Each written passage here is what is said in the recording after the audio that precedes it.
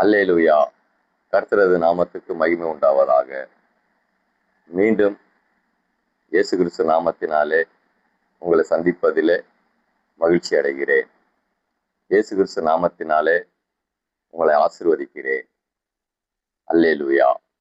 இன்று உங்களுக்கு தேவன் கொடுக்கிற வசனம் ஏசாயா 41:10.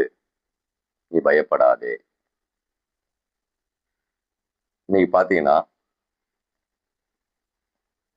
வீட்டிலேருந்து ஒரு காரியத்தை உங்க கையில ஒப்படைப்பாங்க. அதுல ஒரு பயம், இது என்னால செய்து முடிக்க முடியுமா அப்படின்னு.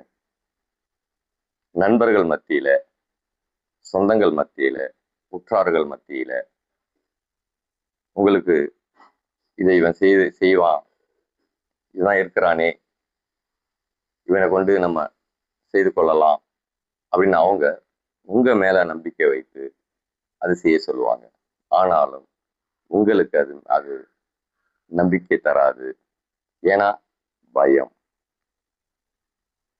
சொல்ல போனா இன்னும் சபையில துதிப்பாடல் எடு தம்பின்னு சொல்லுவாங்க, துதிப்பாடல் எடு தங்கச்சின்னு சொல்லுவாங்க. உங்களுக்கு என்னவா இருக்கும்? ஒரு பயம். ஆராதனை செய்யுங்க, ஒரு பயம். செய்தி கொடுங்க, அதுல ஒரு பயம். பயப்படாதீங்க, தேவன் உங்களோடு கூட இருக்கிறார். அதான் ஏசாயா 41:10 சொல்லப்படுகிற வசனம். நீ பயப்படாதே, நான் உன்னுடனே இருக்கிறேன், திகையாதே, நான் உன் தேவன். அல்லேலூயா.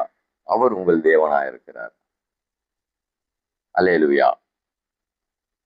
நீங்க இதை எப்படி பார்க்கணும், எப்படி நான் தெரிந்து கொள்ளணும் அப்படின்னா, பாருங்க, எரேமியாவில் 33:3 சொல்லப்படுகிற காரியத்தை நீங்க நினைத்து கொள்ளணும். இந்த 2 வசனத்தையும் நீங்க அதை பிடித்து கொள்ளணும். உங்களிடத்துல ஒரு வேலை வரும் பொழுது, என்னால இது முடியும், ஏன், என் தேவன் இருக்கிறார், நான் அவரை நோக்கி கூப்பிடுவேன். வாசிப்போம்.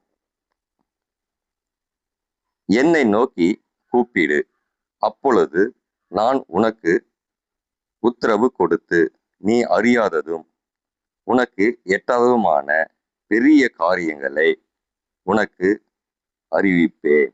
அல்லேலூயா. உங்களுக்கு தெரியாத விஷயம் ஆண்டவருக்கு தெரியும். நீங்க எப்படி செய்தால் இதை உங்களால வெற்றியாய் முடிக்க முடியும் என்பது தேவன் அறிந்திருக்கிறார்.